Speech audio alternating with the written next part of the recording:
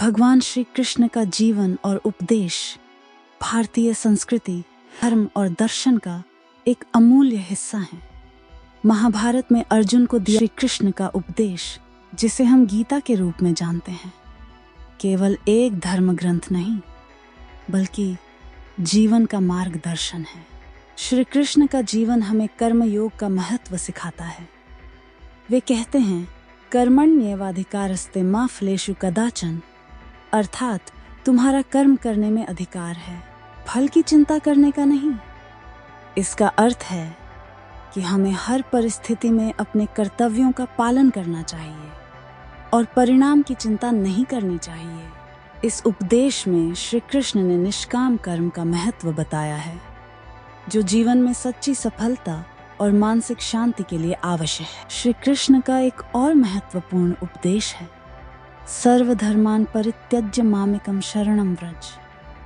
इसका अर्थ है कि हमें हर प्रकार के और अन्य नकारात्मक भावनाओं को त्याग कर पूर्ण विश्वास के साथ परमात्मा की शरण में जाना चाहिए।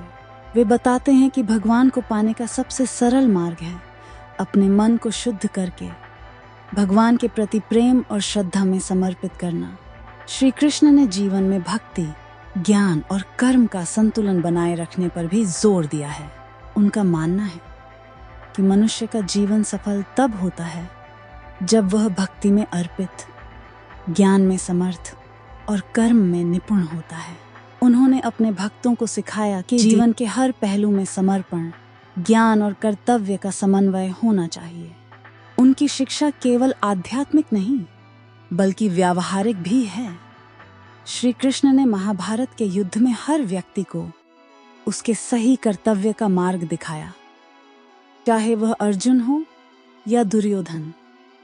उनकी नीति और चतुराई ने धर्म की रक्षा के लिए मार्ग प्रशस्त किया और समाज को यह सिखाया कि सत्य की हमेशा विजय होती